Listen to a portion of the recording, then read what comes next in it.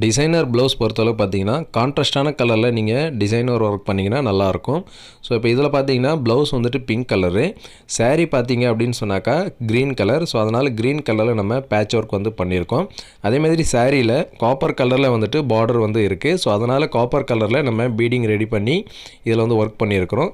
So அது மட்டும் இல்லாமல் அந்த பீடிங் நடுவில் பார்த்தீங்கன்னா கொஞ்சம் லைட்டாக வந்துட்டு ஸ்டோன் ஒர்க்கும் நம்ம பண்ணியிருக்கிறோம்.